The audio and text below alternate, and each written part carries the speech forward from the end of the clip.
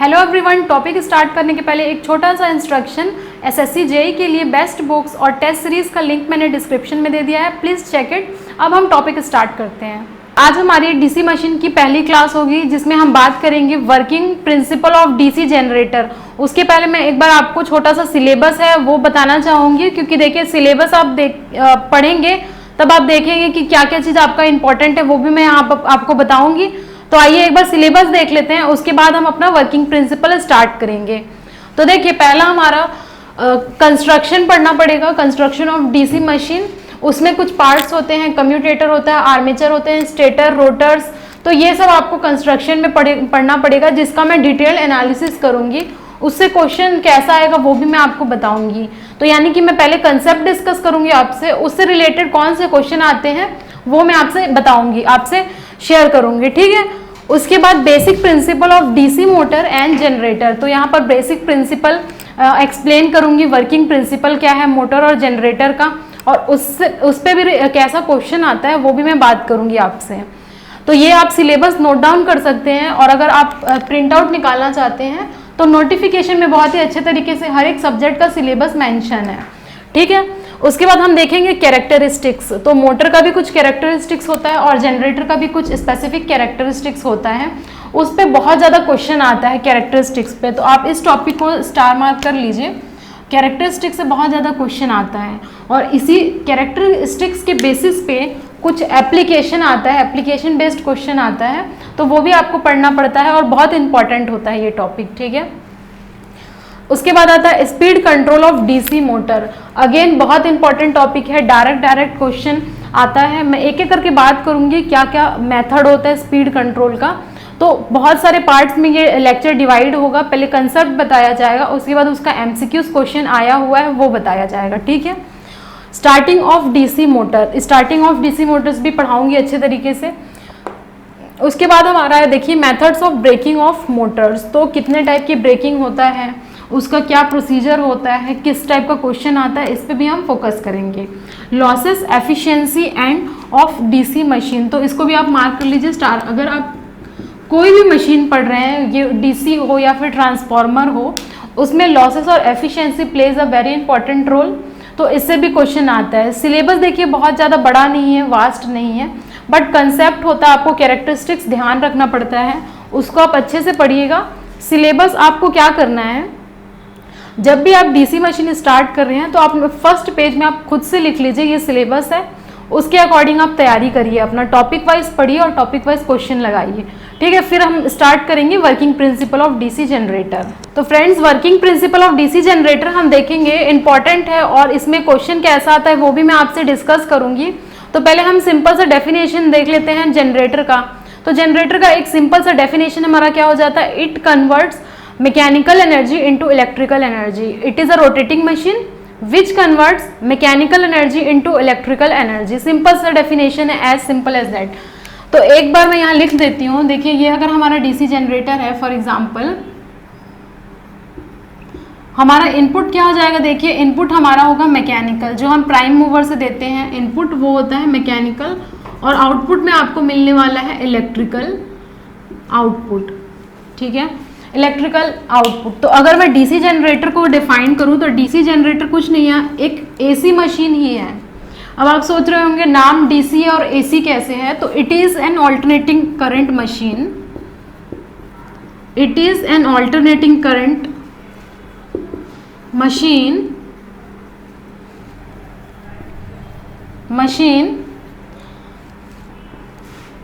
ठीक है। It is an alternating current machine mounted with a special device, mounted with a special device. और वो special device क्या होता है देखिए, कॉल्ड कम्यूटेटर। कम्यूटेटर लगा रहता है हमारे ऑल्टरनेटिंग मशीन में, उसी को हम बोलते हैं, यानी कि एक एसी मशीन ही है, ये भी रोटेटिंग मशीन है, लेकिन उसमें एक अलग सा डिवाइस लगा होता है कम्यूटेटर। अगर हम जनरेटर की बात करें तो इसमें ये काम करता है एज अ रेक्टिफायर। रेक्टिफायर यानी कि एसी टू डीसी ये कन्वर्ट करेगा, रेक्टिफायर यानी रेक्टिफिकेशन प्रोसेस होता है यहाँ पर।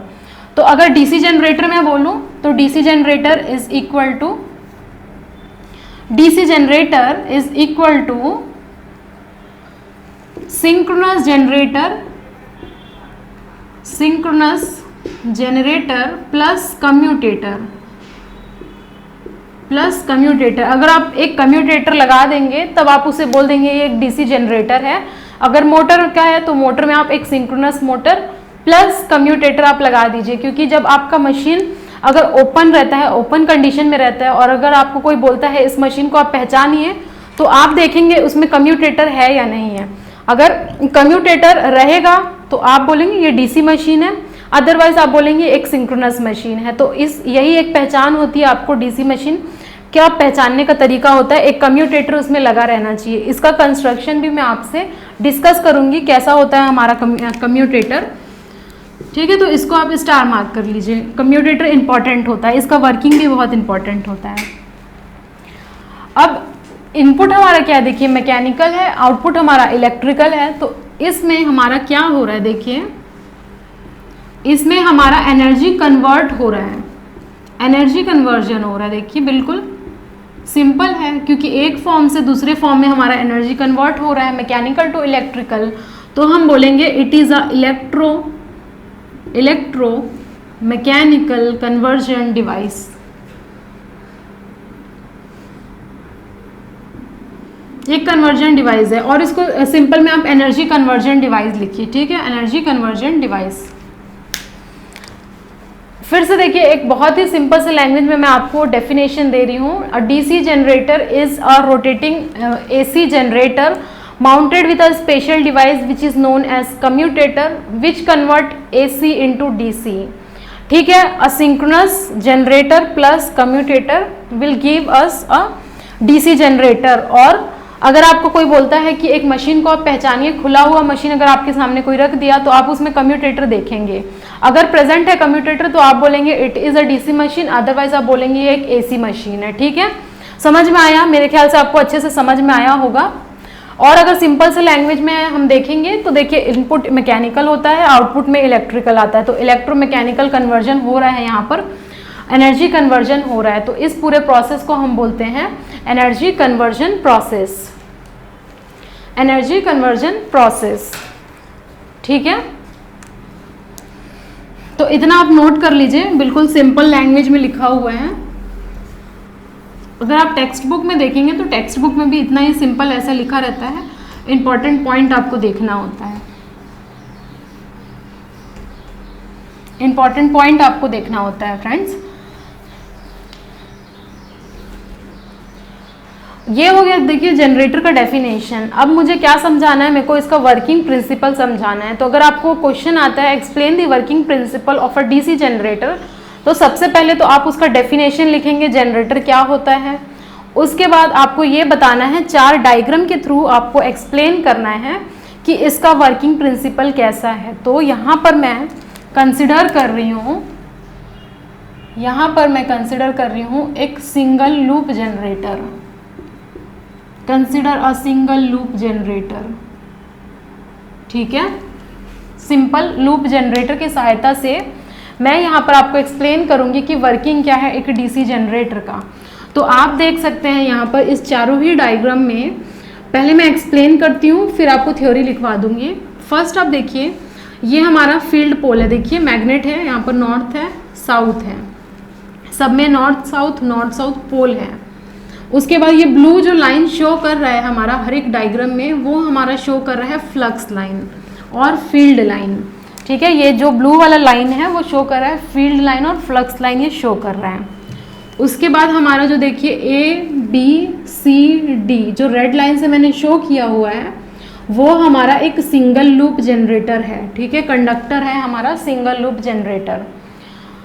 और हमारा जो एक्सिस है ये देखिए x डैश हमारा एक्सिस ऑफ रोटेशन है, ये डायरेक्शन मैंने शो किया है कि ऐसे ये रोटेट होगा हमारा ऐसे। सेकंड पोजीशन भी देखिए, सेकंड पोजीशन में हमारा क्या है, हमने रोटेट कर दिया है और रोटेशन बता दिया है। तो एक एक करके मैं इसको पहले एक्सप्लेन करूँगी, फिर इसको, फिर देन इसको, उसके अकॉर्डिंग आपको लिखना पड़ेगा। तो आपको अगर पूछा जाएगा वर्किंग प्रिंसिपल बताइए डीसी जनरेटर का, तो आपको ये 4 डायग्राम बनाना पड़ेगा एक एक करके, और एक एक को एक्सप्लेन आपको करना पड़ेगा, तभी आपको अच्छे मार्क्स मिलेंगे, ठीक है, तो पहला वाला हम देखते हैं फिगर ए। इसको मैं मार्क कर देती हूँ, this is figure A.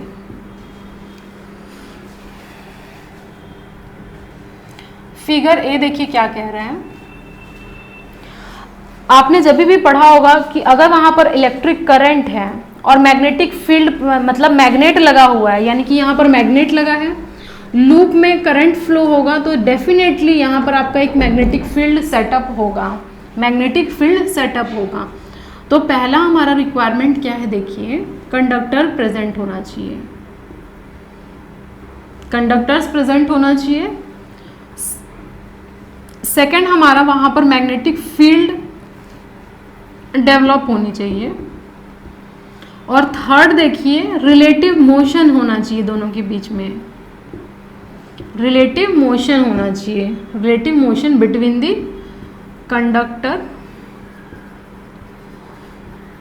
Conductors and magnetic field, magnetic field. ठीक है, ये तीनों कंडीशन फुलफिल करेगा तब हमारा ईएमएफ इंड्यूस्ड होगा, तब मैं बोलूँगी कि हमारा ईएमएफ इंड्यूस्ड होगा।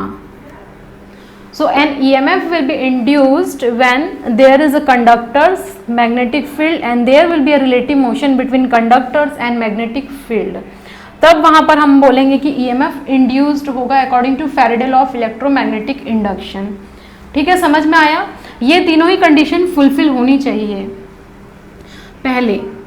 सेकेंड पॉइंट आप देखिए, relative motion between conductors and magnetic field. इसमें हमारा क्या है, देखिए कंडक्टर को हम मूव कराएंगे, कंडक्टर की पोजीशन देखिए चेंज हो रहा है, पहले ए बी सी डी था, इसमें यहाँ पर देखिए चेंज हो गया है ऐसे 90 डिग्री पे, तो ये हो जाएगा A B C D.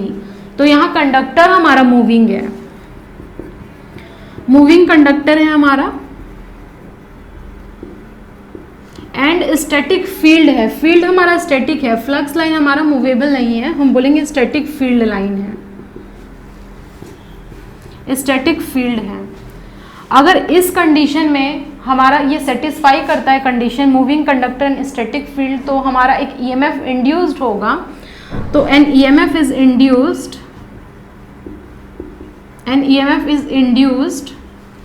In the conductor which is known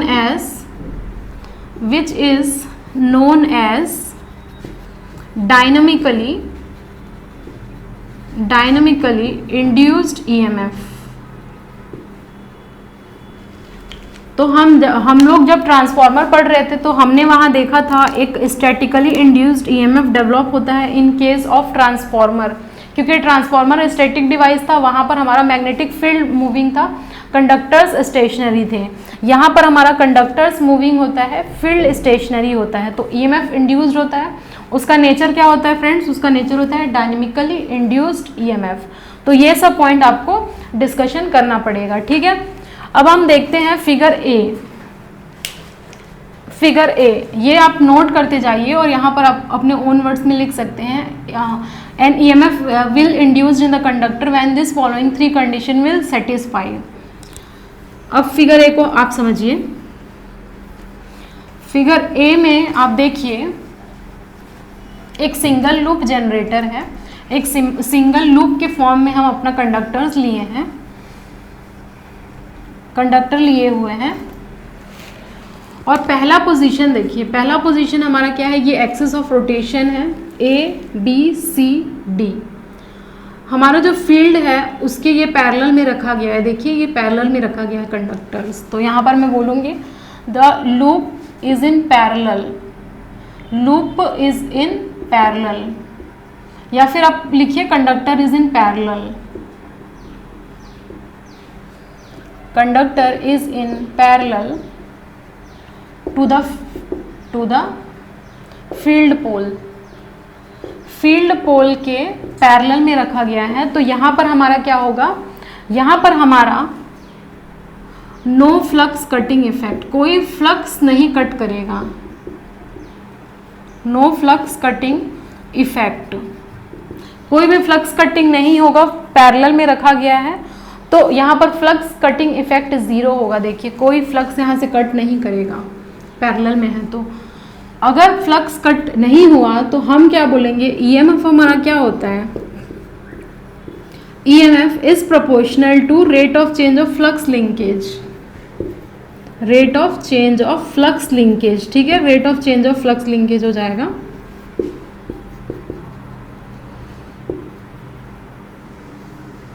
अगर यहाँ पर हमारा कोई भी फ्लक्स नहीं कट कर रहा है तो इस कंडीशन में हमारा ईएमएफ होगा 0, ईएमएफ होगा हमारा 0, कोई ईएमएफ इंड्यूस नहीं होगा हमारे कंडक्टर में।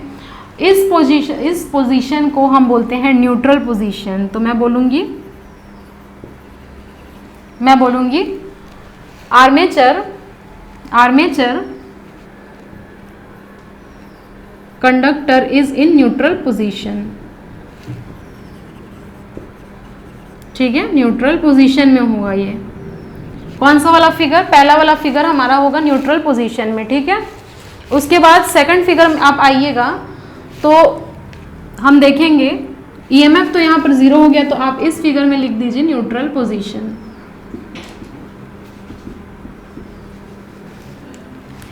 न्यूट्रल पोजीशन में होगा, ईएमएफ इंड्यूस नहीं होगा पहले पोजीशन में। सेकंड पोजीशन में आप देखिए, सेकंड पोजीशन आइए तो सेकंड पोजीशन में हमारा क्या हो रहा है, ए बी सी डी हमारा सिंगल लूप था कंडक्टर, उसे हमने क्या कर दिया, देखिए 90 डिग्री हमने रोटेट कर दिया है, क्लॉकवाइज रोटेशन हो रहा है। देखिए क्लॉकवाइज, तो जो ए यहाँ पर आ रहा था अगर आप रोटेट करेंगे तो अब वो ए यहाँ पर आ जाएगा, बी यहाँ पर आ गया, सी यहाँ पर आ गया, डी यहाँ पर आ गया। तो हमारा रोटेशन कैसे हो जाएगा, देखिए ऐसा हो जाएगा रोटेशन। और करंट फ्लो हो रहा है देखिए ऐसा लूप में, क्योंकि रोटेशन ऐसा है तो क्लॉकवाइज ऐसे रोटेशन हो रहा है। आप देख ले रहे हैं यहाँ पर मैंने मार्क किया हुआ है एरो ये शो कर रहा है कि ये ऐसे रोटेट कर रहा है क्लॉकवाइज में। ठीक है, समझ में आया, ऐसे ऐसे रोटेट करेगा पूरा क्लॉकवाइज। तो इसे हम बोलेंगे, इस पोजीशन को हम बोलेंगे आर्मेचर कॉइल इन 90 degree position. 90 degree position, 90 degree position हम बोलेंगे सेकंड वाले फिगर को। तो बहुत सिंपल है, देखिए सिर्फ आपको फिगर में देखना है कि रोटेशन कैसा आ रहा है, रोटेशन कैसा आ रहा है।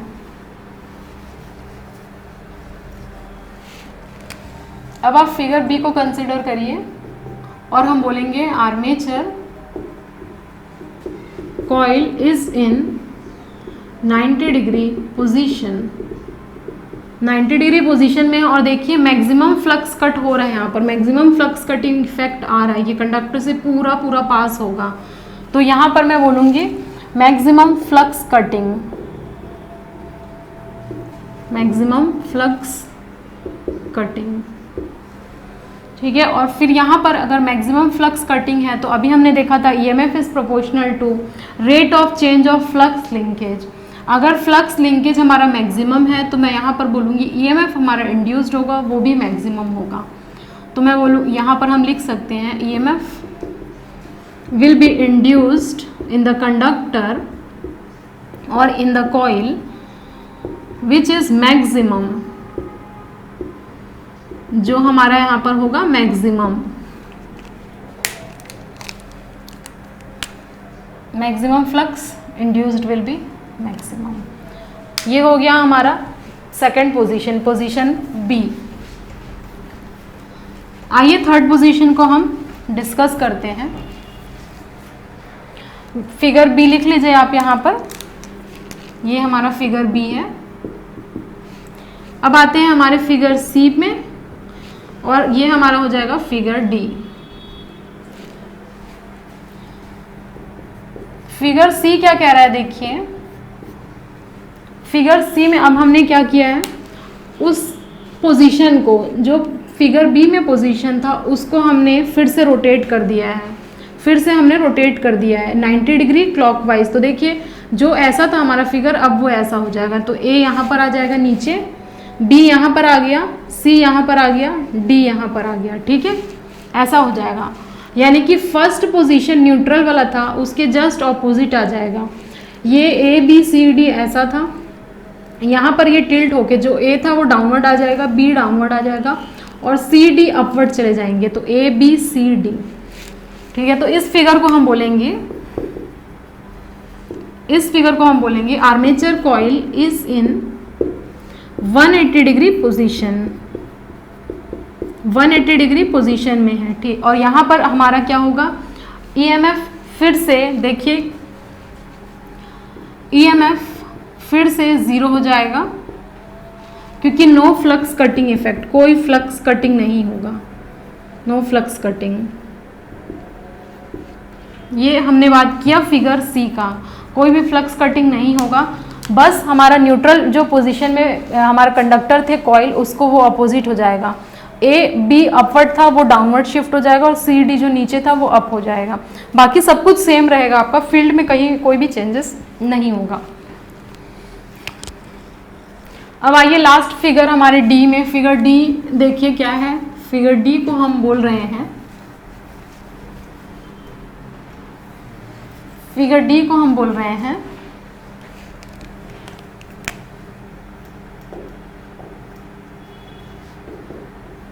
आर्मेचर कॉइल इज इन कितने पोजीशन में है। देखिए आपने 180 डिग्री ऑलरेडी रोटेट कर दिए थे, आप जैसे पहले 90 किए, फिर 90 किए, फिर एक बार 90 करेंगे, तो 180 plus 90 270 degree position, 270 degree position. ये 90 वाला आप फिगर देखिए, इसका डायरेक्शन कहाँ से कहाँ था, बी से ए मूव कर रहा है और हमारा ऐसा रोटेशन था। सिमिलरली जस्ट इसका आप ऑपोजिट करेंगे फिगर को, तब आप देखेंगे ये फिगर ऑपोजिट हो जाएगा। अब ए टू बी करंट फ्लो होगा, ए से लेके बी, बी से लेके सी, सी से लेके डी, फिर ऐसा हमारा करंट का डायरेक्शन होगा। जबकि ये फिगर में बी से लेके ए करंट था और फिर ऐसा था। तो इस चीज़ को आप नोट करिए और यहाँ पर आपको लिखना है armature coil is in 270 degree position, EMF will be maximum but in opposite direction,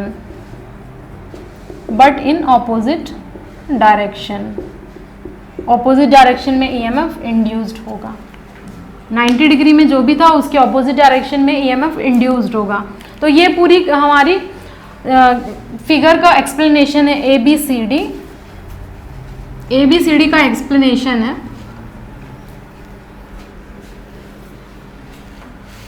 ABCD का एक्सप्लेनेशन अगर आप समझ लिए तो यहाँ पर लिखिए आप फ्लक्स कटिंग एक तरफ लिखिए, इसी चीज का मैं अब ब्रीफ में आपको बता रही हूँ। कॉइल पोजीशन लिखिए और यहाँ पर आप EMF लिखिए, आपको लिखना है EMF। तो पहले हम लोग देखते हैं कॉइल पोजीशन क्या है। पहले में कॉइल पोजीशन न्यूट्रल प्लेन था, न्यूट्रल प्लेन लिखिए और यहाँ पर हम लोगों ने देखा था कोई फ्लक्स कटिंग नहीं हो रहा है, फ्लक्स कटिंग नहीं हो रहा है तो EMF 0 हो रहा है। ठीक है, उसके बाद हमने 90 डिग्री रोटेट किया था, 90 डिग्री हमने रोटेट किया तो मैक्सिमम फ्लक्स कटिंग आ रहा है, flux cutting is maximum and EMF will also be maximum. उसके बाद हमने कॉइल पोजीशन को फिर से 90 डिग्री रोटेट किया था तो ये 180 डिग्री पोजीशन था और यहाँ पर हमारा 0 फ्लक्स कटिंग था, कोई भी फ्लक्स कटिंग नहीं हो रहा है देखिए, तो यहाँ EMF 0 हो जाएगा। उसके बाद अब जब देखेंगे लास्ट पोजीशन 270 डिग्री की, तो यहाँ पर हमारा मैक्सिमम आ रहा है फ्लक्स कटिंग और EMF भी मैक्सिमम आ रहा है बट इन ऑपोजिट डायरेक्शन,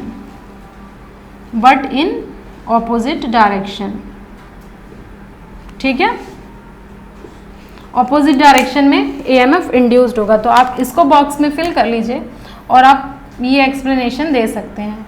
कभी भी अपना आंसर आप रिप्रेजेंट करेंगे तो बॉक्स में या फिर पॉइंट वाइज लिखेंगे तो बहुत ही इफेक्टिव रहता है। ये हो गया हमारा 4 पोजीशन और EMF इंड्यूस्ड। अब इसी के बेसिस पे मैं वेव फॉर्म ड्रॉ करती हूँ। वेव फॉर्म ड्रॉ करना पड़ेगा आपको। वेव फॉर्म ड्रॉ करिए, पोजीशन रखिए, कौन कौन से पोजीशन में EMF कितना है, फिर आपको पता चलेगा कि कैसा ऑल्टरनेटिंग नेचर आता है। आपके ईएमएफ का।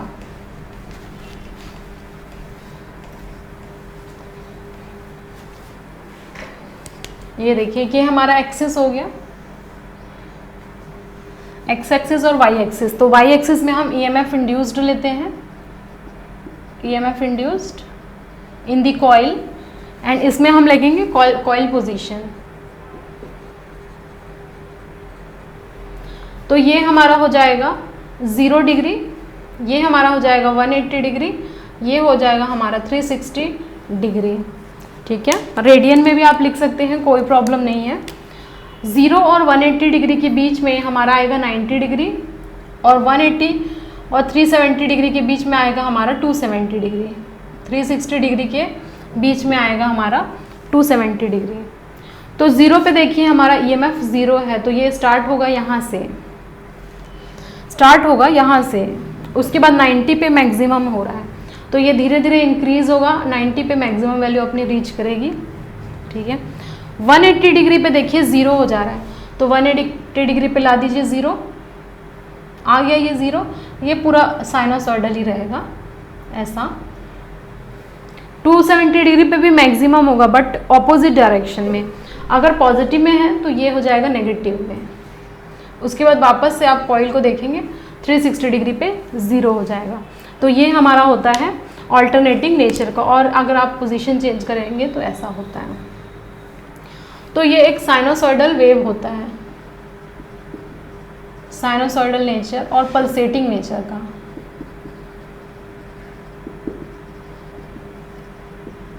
पल्सेटिंग नेचर का होता है, जिसको मैं बोलूँगी एन EMF is induced,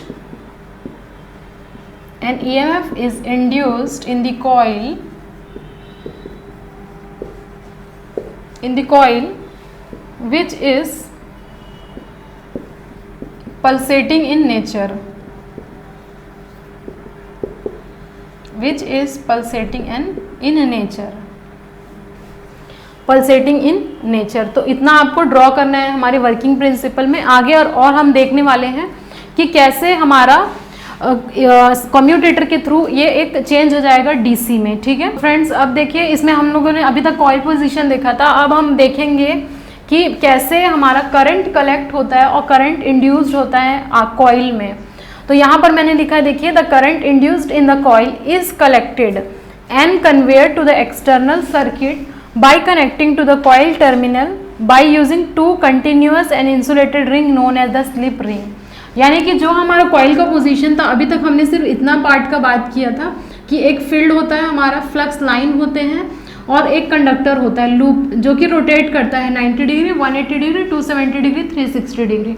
उसके हिसाब से हमारा एक EMF इंड्यूस्ड हो रहा था कॉइल में, और जिसकी वजह से एक करंट भी हमारा इंड्यूस्ड हो जाएगा कॉइल में, जो ये लोड सर्किट है।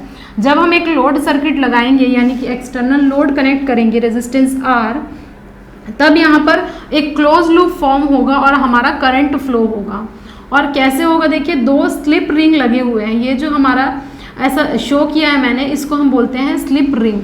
दो लगे हुए हैं स्लिप रिंग, और ये होता है इंसुलेटेड रिंग होता है जिसको हम बोलते हैं स्लिप रिंग्स। और स्लिप रिंग में, और ये शाफ्ट में माउंट होता है, ये हमारा एक्सिस है, शाफ्ट है, जो जनरेटर रोटेट करता है उसका एक शाफ्ट होता है, उसी से ये माउंट है। और उसके साथ ही साथ इसमें हमारा ब्रश भी लगा हुआ है। ब्रश का काम क्या है, करंट को कलेक्ट करना। जो जब हम कंस्ट्रक्शन देखेंगे तब हम अच्छी तरीके से देखेंगे कि कम्यूटेटर का काम क्या होता है, ब्रश का काम क्या होता है, सब पे हम बात करेंगे जब हम कंस्ट्रक्शन पढ़ेंगे। अभी हम वर्किंग पढ़ रहे हैं, तो आपको ये समझना है कि जब भी आप एक लोड सर्किट कनेक्ट किए हैं रेजिस्टेंस, तो वहाँ पर हमारा एक क्लोज लूप फॉर्म होगा और करंट फ्लो होने लगेगा। ठीक है, स्लिप रिंग हमारा माउंटेड है शाफ्ट में और ब्रश लगा हुआ है, देखिए यहाँ पर। और ये ब्रश का काम क्या है, करंट को कलेक्ट करना और कम्यूटेटर से लेना और एक्सटर्नल लोड सर्किट को प्रोवाइड करना, एक्सटर्नल लोड सर्किट को देना, यही हमारा ब्रश का काम है। और ब्रश किसका बना होता है, कार्बन ब्रशेज होता है, क्योंकि उसकी सेल्फ लुब्रिकेटिंग प्रॉपर्टी होती है। तो ये चीज़ आपको समझना है कि कॉइल इंड्यूस्ड होगा, करंट इंड्यूस्ड होगा कॉइल में, और एक एक्सटर्नल रेजिस्टेंस लोड के थ्रू ये फ्लो होगा। तो इतना आपको शो करना है। उसके बाद ये देखिए, ये दो फिगर मैंने बनाया हुआ है, दो फिगर अगल बगल में मैंने शो किया है। वो ये बताता है कि हमारा जो लूप था सिंगल लूप जनरेटर, जहाँ पर करंट फ्लो हो रहा था पहले A टू B, फिर B to C, C to D, ऐसे ये पूरा करंट फ्लो होगा। यानी कि ये हमारा पूरा A से स्टार्ट होगा, देखिए A से ऐसे स्टार्ट होगा, फिर यहाँ पर हमारा A B M, देन उसके बाद L जाएगा, C जाएगा, D जाएगा। तो ऐसे हमारा करंट फ्लो होगा, ऐसे हमारा लोड करंट के अक्रॉस पूरा करंट ऐसे इस लूप में फ्लो होगा। अगर मैं नेमिंग करूं तो A B M L C D, यहाँ पर हमारा करंट फ्लो होगा A B M L C D, ठीक है। ऐसे करंट फ्लो होगा, वापस से A में आएगा, क्योंकि ये लूप है तो जहाँ से शुरू होता है वहीं से ख़त्म होता है। अब ये ब्रशेस का M साइड है, देखिए, जो कि A से कनेक्टेड है, और A पे क्या है हमारा पॉजिटिव टर्मिनल है, B पे हमारा नेगेटिव टर्मिनल जो L से कनेक्टेड है, और एक्सटर्नल लोड रेजिस्टेंस हमारा यहाँ पर है। तो ऐसे हमारा करंट फ्लो हो रहा है फर्स्ट हाफ में। तो मैं बोलूँगी ये फर्स्ट हाफ का कंडीशन है, फर्स्ट हाफ रिवॉल्यूशन, रोटेशन, ठीक है। ये फर्स्ट हाफ साइकिल का रोटेशन है। सेकंड जब आप देखेंगे नेक्स्ट हाफ में, तो हमारा पूरा चीज़ ऑपोजिट हो जाता है। यानी कि जो करंट A से B में फ्लो हो रहा था, वो करंट अब कहाँ से होगा, B to A current flow होगा नेक्स्ट हाफ साइकिल में। तो हम बोलेंगे ये नेक्स्ट हाफ साइकिल का पोजीशन है, नेक्स्ट हाफ साइकिल। देखिए यहाँ से B से A करंट गया, फिर A से D जाएगा, D से C जाएगा, D से M जाएगा, M से फिर वापस L होगा, फिर B होगा। तो यहाँ पर मैं बोलूँगी B से स्टार्ट अगर हम करते हैं तो B A D C M L B, ऐसा सीक्वेंस होगा। और ये देखिए खास बात यह है कि जब आप यहाँ M की तरफ A देख रहे थे और पॉजिटिव टर्मिनल था, तो ये A और B हमारा क्या हुआ है, चेंज हो गया, इंटरचेंज हो गया आपस में। यानी कि A यहाँ आ गया, B आ गया है, यहाँ पर आ गया है, लेकिन यहाँ अभी भी पॉजिटिव है, यहाँ अभी भी नेगेटिव है। तो M में हमेशा पॉजिटिव होगा, L में हमेशा नेगेटिव होगा। तो आप नेचर देखेंगे तो नेचर क्या है हमारा, नेचर पहले पॉजिटिव हाफ में आ रहा है, फिर नेगेटिव हाफ में आ रहा है, यानी कि हमारा पल्सेटिंग है। तो मैं बोलूँगी कि यहाँ पर हमारा इंड्यूस्ड EMF होगा AC नेचर का, और करंट हमारा जो आएगा वो हो जाएगा AC नेचर का। तो जो नेचर ऑफ करंट है फ्रेंड्स, यहाँ पर नेचर ऑफ करंट्स है यहाँ पर हमारा,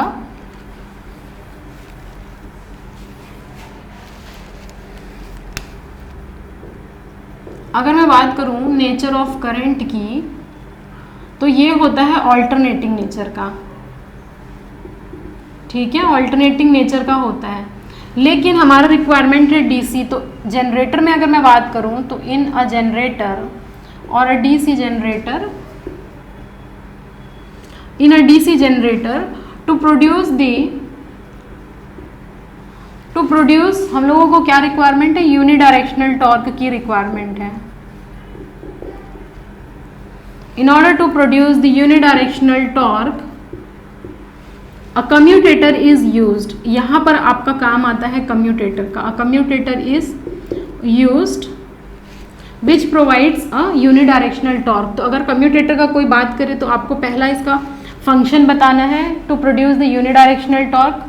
सेकेंड, अ कम्यूटेटर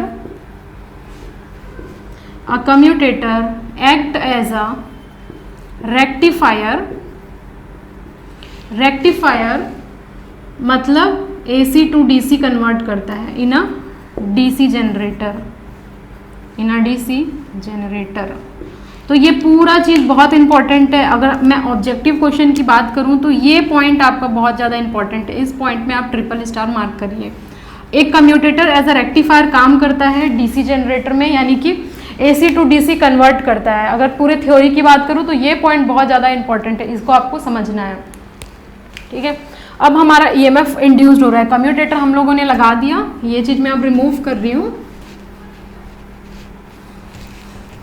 ये चीज़ हमने रिमूव किया,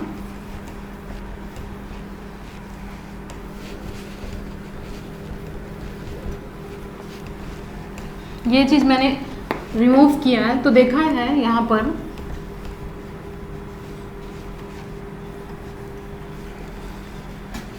तो देखिए, अगर आपका नेचर क्या आ रहा था EMF का, या मैं अगर करंट का बात करूँ तो हमारा आ रहा था, ये कॉइल की पोजीशन थी डिग्रीज में, इन degrees EMF in the coil और EMF induced in the coil. ठीक है, ये कुछ इस टाइप से था आपका पल्सेटिंग नेचर का। ठीक है ना, पल्सेटिंग नेचर का था, अभी अभी हमने बात किया था। ये था 0, ये था 90 डिग्री, ये था 180 डिग्री, ये 270 डिग्री, 360 डिग्री, और उसके बाद फिर से ये रिपीट होना शुरू करेगा। लेकिन जब आपने कम्यूटेटर यूज़ किया, commutator is used, then we will get a unique directional, एक ही डायरेक्शनल वाला हम लोगों को मिलेगा। तो हमारा आउटपुट में at the end of the output ऐसा नेचर का होगा। ठीक है, ये हो जाएगा 0, 180 degree, 360 degree and so on. ये हो जाएगा coil position, coil position in degree. तो एट द एंड हम लोगों को EMF ये देखने को मिलेगा ऐसा। कम्यूटेटर का यही काम है कि एक यूनिडायरेक्शनल टॉर्क प्रोवाइड करता है। सेकंड इसका काम ये है कि हमारा एज अ रेक्टिफायर काम करता है। अब एक और पॉइंट हमारा आता है DC जनरेटर में, वर्किंग प्रिंसिपल में। वर्किंग प्रिंसिपल में हमारा एक और कंसेप्ट आता है। अब हमारा अगर EMF आ गया है या फिर कंडक्टर का रोटेशन है, तो इसके लिए हम डिटरमाइन करते हैं, करंट की डायरेक्शन निकालना होता है, मैग्नेटिक फील्ड होता है। तो इसके लिए हम यूज़ करते हैं हमेशा जनरेटर में Fleming right hand rule. Fleming right hand rule, this is very important, बहुत इंपॉर्टेंट है, अंडरलाइन मार्क कर लीजिए। क्योंकि जब हम मोटर पढ़ते हैं तो मोटर में हम लोग फ्लेमिंग लेफ्ट हैंड रूल पढ़ते हैं, लेकिन अगर जनरेटर है तो जनरेटर के केस में हम पढ़ेंगे फ्लेमिंग राइट हैंड रूल। अब ये क्या होता है, देखिए, ये हमारा होता है राइट हैंड, हमारा ये राइट हैंड है, तो मोटर के केस में आपको लेफ्ट हैंड यूज़ करना पड़ेगा, जनरेटर के केस में आपको राइट हैंड यूज़ करना पड़ेगा। तो ये देखिए, ये मेरा राइट हैंड है, इसको बोलते हैं हम 4 फिंगर या फिर इंडेक्स फिंगर बोलते हैं। बीच वाले को हम बोलते हैं मिडिल फिंगर, और ये हमारा होता है थंब।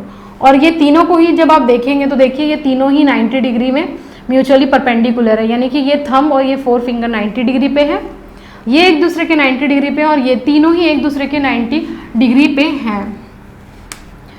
तो अगर आप राइट हैंड ड्रॉ करना चाहते हैं तो ये आपका हो जाएगा थंब, ठीक है, ये आपका हो जाएगा इंडेक्स फिंगर, ये हो जाएगा मिडिल फिंगर, और ये जो है हमारा 2 फिंगर्स है जिसकी रिक्वायरमेंट नहीं है। ठीक है, थोड़ा सा अच्छे से ड्रॉ करिएगा, ये जस्ट मैं आपको एक्सप्लेन करना के लिए बता रही हूँ।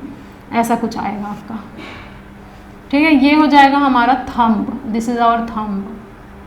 ये क्या रिप्रेजेंट करता है, ये बताता है direction of motion of conductor, direction of motion of conductor को शो करता है। और हमारा इसे मैं ऐसे बोल सकती हूँ, ठीक है, ये हमारा ये हो गया मैग्नेट, ये हो गया हमारा थंब, ये थंब हो गया, इंडेक्स फिंगर हो गया, और ये मिडिल फिंगर हो गया। तीनों ही एक दूसरे के म्यूचुअली परपेंडिकुलर में, तो आप लिखिए म्यूचुअली परपेंडिकुलर। ये हमारा 4 फिंगर है जो रिप्रेजेंट करता है direction of magnetic field, magnetic field के डायरेक्शन को ये बताता है, ठीक है। और हमारा जो बीच वाला होता है वो डायरेक्शन ऑफ करंट और इंड्यूस्ड EMF, ये होता है हमारा फ्लेमिंग राइट हैंड रूल। अगर कहीं भी आपको बात करना है जनरेटर में EMF इंड्यूस्ड का डायरेक्शन या फिर करंट के डायरेक्शन को निकालना है कि डॉट आएगा या क्रॉस आएगा, तब आप देखेंगे जब आप देखेंगे कि जब भी डायरेक्शन होगा तो डायरेक्शन के लिए हम यूज़ करेंगे Fleming right hand rule. Fleming right hand rule, इससे क्वेश्चन बहुत ज़्यादा पूछता है, कई बार तो डायरेक्ट क्वेश्चन पूछता है कि 4 फिंगर हमारा क्या रिप्रेजेंट करता है। 4 फिंगर हमारा रिप्रेजेंट करता है डायरेक्शन ऑफ फील्ड, या फिर हम इसको फ्लक्स भी बोल सकते हैं। डायरेक्शन थंब क्या रिप्रेजेंट करता है, देखिए direction of motion of conductor, और हमारा जो मिडिल फिंगर है वो रिप्रेजेंट करता है डायरेक्शन ऑफ करंट और इंड्यूस्ड EMF। इसमें यही कंसेप्ट इंपॉर्टेंट है, कम्यूटेटर क्यों यूज़ करते हैं। उसके बाद इंपॉर्टेंट ये है कि हमारा 2 मेन फंक्शन है कम्यूटेटर का, वो आपको पढ़ना है, plus Fleming right hand rule पढ़ना है। और बहुत अच्छे तरीके से एक एक चीज़ को आप फिगर से एक्सप्लेन करिए, क्योंकि अगर आपसे वर्किंग पूछा है, मान लीजिए आप मेंस का पेपर दे रहे हैं, तो मेंस में कभी भी आपको ऐसा थ्योरी नहीं लिखना है कि पूरा आप थ्योरी भर के आ गए 1-1.5 पेज का, आपको 0 मार्क्स मिलेंगे। 0 तो नहीं कहूँगी, बट 5 या 6 नंबर ही मिलेंगे अगर आपका 15 मार्क्स का क्वेश्चन आया है तो। लेकिन अब विथ डायग्राम ड्रॉ करेंगे तो बहुत ही अच्छा एक रिप्रेजेंटेशन का तरीका होता है, ये इंप्रेसिव होता है। तो इसे अच्छे से पढ़िए और उसके बाद देखिए इसमें कौन कौन से ऑब्जेक्टिव क्वेश्चन बन सकते हैं, उसको आप देखिए। ठीक है, तो उम्मीद है कि आपको बहुत ही अच्छे तरीके से ये समझ में आया होगा। Thank you everyone for watching this video till end. If you like this video, share with your friends and subscribe this channel. Don't forget to press the bell icon button to get further updates.